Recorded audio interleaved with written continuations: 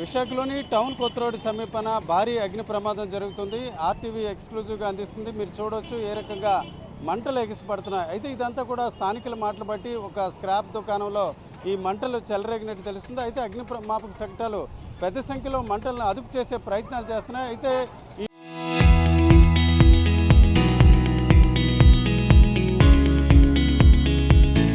పొగ అలాగే ఈ మంటలు కూడా చాలా దూరం వ్యాపించిన పరిస్థితి ఉంది. మనం చూస్తే దాదాపుగా ఇప్పుడు డాబా గార్డెన్స్ అలాగే మరోవైపు చూసుకుంటే జ్ఞానాపురం వైపు కూడా ఈ పొగ వ్యాపించిన పరిస్థితి. ఆకాశంలో మీరు చూడవచ్చు ఏ రకంగా దట్టమైన పొగ నగరం అంతా కూడా కమ్మేసిన పరిస్థితి ఉంది. సార్ చెప్పండి, ఎన్ని గంటలకి మీరు వచ్చినప్పటి నుంచి ఇది కనిపిస్తుందండి? ఇప్పుడే వచ్చాం సార్. ఇప్పుడు వస్తే చూసే వచ్చాం పొగ ఎక్కడి నుంచి వస్తుందని. పక్కన గ్యాస్ కంపెనీ ఉంది, పెట్రోల్ బంక్ కూడా పక్కనే ఉంది. అది స్క్రాప్ కొట్ట అంటున్నారు, ప్లాస్టిక్ సామాన్లు ఇవన్నీ ఉన్నాయి అంటున్నారు. మరి ఎంతవరకు ఏంటంటే మనకు తెలియదు. సరే, మీరు కూడా చూసారు కదా, కొంత ఇంత పొగ ఎప్పుడైనా చూసారా? ఎట్లా ఇది చూడలేదండి, ఫస్ట్ టైం. ఇప్పుడు మా జనసేన గ్రూపులో ఆల్రెడీ రావడం జరిగింది. అలాగే ఇక్కడ ఉంటున్న మా జన సైనికులు కూడా బ్యాక్ సైడ్ ఉన్నారు. ఇప్పుడే మన ఎమ్మెల్యే గారికి కూడా మేము మెసేజ్ పెట్టడం జరిగింది. ఎందుకంటే పక్కన గ్యాస్ మన పెట్రోల్ బంక్ ఉండడం వల్ల ప్రమాదం జరిగేటట్టుగా ఉంది. వెంటనే ఇది ఆపాలని మేము అనుకుంటున్నాం. చూడండి, మీరు అమ్మ ఎక్కడ మీ ఇల్లు? ఏమైనా సార్ పొగ చూసి ఇప్పుడిప్పుడు ఒక అరగంట అవుతుంది పొగ వస్తుంటే ఏటని చూస్తున్నాం. భయం అనిపిస్తుంది కదా సార్, అంత పొగ వస్తుందంటే భయం కదా. కాలుష్యం, తర్వాత రెండోది ఎంత నష్టం. అది ప్లాస్టిక్ అసలు ఈ ఏరియాలో ప్లాస్టిక్ పెట్టకూడదు. ప్లాస్టిక్ పెట్టాడంటే చిన్న పిసరైనా అంటుకుంటుంది కదా, అలా ప్లాస్టిక్ పెట్టాల్సి ఎవరు అడ్డుకోరు. ఆడవాళ్ళు ఎంతకన్నా అలా బాధపడతారు. అమ్మా చెప్పండి, మీ ఇల్లు ఎక్కడ? మీ ఇల్లు ఎక్కడమ్మా? పండగ. ఇప్పుడు ఈ పొగ ఇదంతా ఎప్పటి నుంచి మొదలైంది చూసారు మీరు? 12 గంటల కానిచింది వస్తుంది పొగ. భయపడిపోయామా మరి, ఏంటంటే మా ఏది ముట్టుకుపోతుందా మరి. అప్పుడు చూడడానికి వచ్చామాట. అట్లా అన్నారు కరెంటు పోయి ముట్టుకుపోయింది, మా ముట్టుకుపోయి ఆ రిల్లు అంటించిందని చెప్పారు.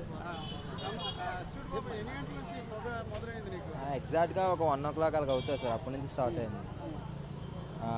ఆ గంట నుంచి చూస్తున్నాం. అది మాది కల్లుపాకలు, అక్కడ నుంచి చూస్తున్నాం. చాలా పెద్ద పొగలు వస్తున్నాయి. ఏటని చూడడానికి వచ్చేప్పటికి తగలబడిపోతుంది ఇక్కడ అంతా. ఇదంతా స్టేడియం బ్యాక్ సైడ్ అండి. కర్రల డిపోలు, అవన్నీ కర్రల డిపోలు ఉంటాయి.